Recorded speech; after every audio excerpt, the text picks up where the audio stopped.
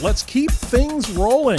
Recruiting Basics, Part 6, Foundations for Athletic Scholarship Success. This is the Recruit Me Athletic Scholarship Podcast, episode number 202.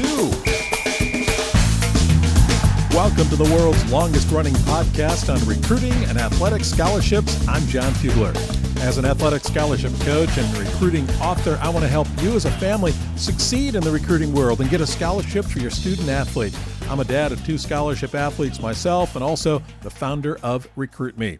Action produces traction, so this weekly 15-minute podcast will help you do just that. It'll change your scholarship future. You can find every episode on your favorite podcast app or on my website at recruitme.com.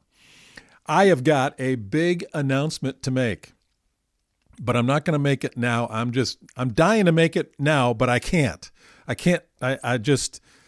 got to keep things still a little bit secret, but next week's podcast, the biggest announcement I've made in years at Recruit Me.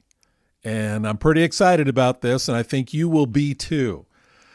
We'll get to that next week, and if it happens sooner that it's official, that I can make that announcement, I'll make it sooner. But get ready, because big announcement is on the way. We've been working through the recruiting basics, laying the foundation as you move forward and as you do what is necessary in order to get that athletic scholarship. If you've missed any of the previous 5 episodes, the first 5 parts, please go back and listen to them. If you grasp those and do the assignments at the end of each episode, you are going to have laid the foundation. You're going to feel pretty good. This is the time to do it. Last week, I asked you in your homework to build a player profile or resume. Did you do that? Did you at least get something roughed out?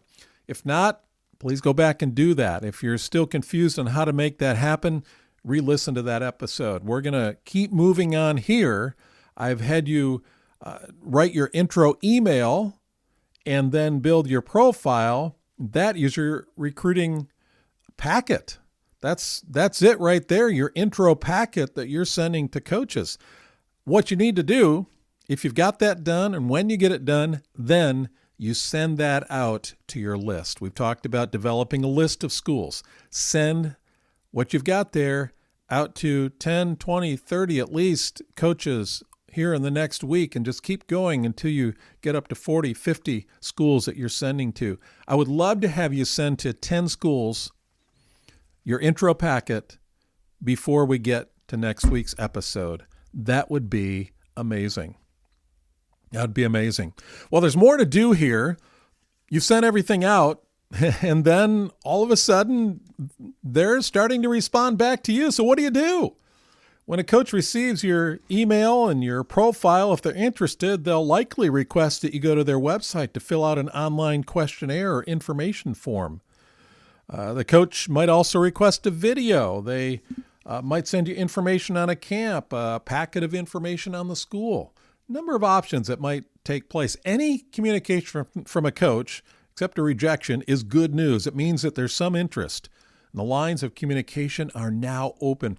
Even a rejection is okay.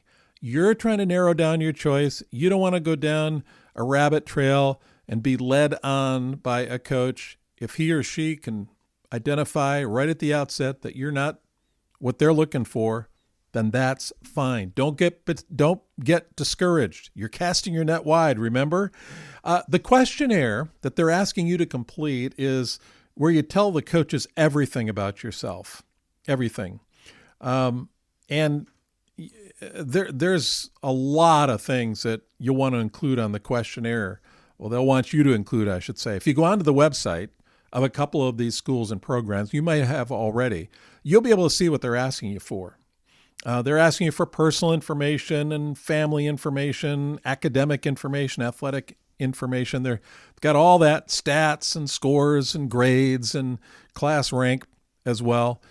All these things, they've shown an interest in you, and now they want the details. Now they really want to dig in. So that's the next step.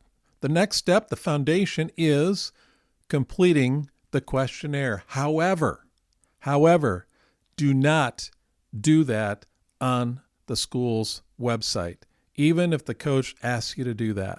What I want you to do is build your own questionnaire, your own one page, which has the information the coaches are looking for, and send it to them as a PDF attached file.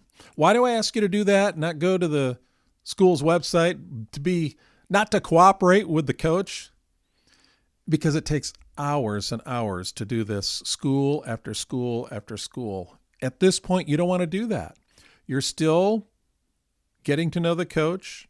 He or she's getting to know you. They're making their evaluation. Down the road, you will be filling out the online form. But right now, don't do that. Let's narrow this down further. They'll get what they need when you send them that PDF. And what should that include? Oh, a ton of stuff. In the Recruit Me system, we spend a lot of time helping you work through that. Samples in there and forms that you can fill out. But as I mentioned earlier, you've got 4 categories: personal information, family information, academic information, and athletic information. You can go to this website, that website, and the next website, and find out that most of what coaches are asking you are pretty much the same. 90% of the information is the same, maybe more than that. And there are a few other things that they're asking from one school that's not for another school. But you go out and find that 90% of commonality, and you'll find it right away. You'll notice it right away. And that's what I want you to do in building your questionnaire. You can do it like you did with your profile, with, say, a Word document with text boxes, and then convert it to PDF and have those 4 sections in there that gives them the information that they're looking for. So go to your sport on these different school sites and see what questionnaires they are looking that they have and they're asking you to fill out. And then you can build your own from there. But that's what you really need to do. Instead of completing the questionnaire that they're asking you to complete at that time, I highly recommend it. You'll save a lot of time. And coaches, if they're truly interested, will come back to you. Then they will ask you to complete the online form. At that point, you can do that.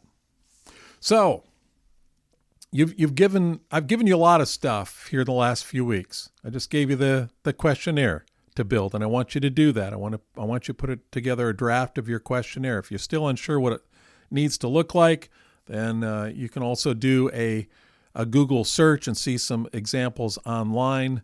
But I believe you can put that together from what you see online with schools and what they're looking for you. But I had you do the questionnaire. I had you do your player profile. I had you do your email. And you're going, man, this is a lot of stuff. Well, the good news is 80% of your work is done when it comes to putting something together for coaches. You have laid strong foundation. Here we are on part 6, and you're there. And now it's communication back and forth. That's what happens. The volley of communication is just incredible now. You sent out everything that you've done to dozens of coaches. You're receiving questionnaire requests. You're responding to those. And this could all get out of control if you don't have a good tracking system right from the start. And that's what I want to talk to you about right now, is another foundation. Another foundation for success is to have a tracking system. With so much information coming in and going out, texts perhaps, emails, phone calls, you just never know. Over a period of time, there's going to be so much communication. You're going to forget what you've sent to coaches. You're going to forget conversations. All that, it really does get complex. I want to help you systematize it and simplify it. All you need to do is set up a chart, a digital chart that you can do in Excel, or if you want to do it again in a Word table, you can do that too.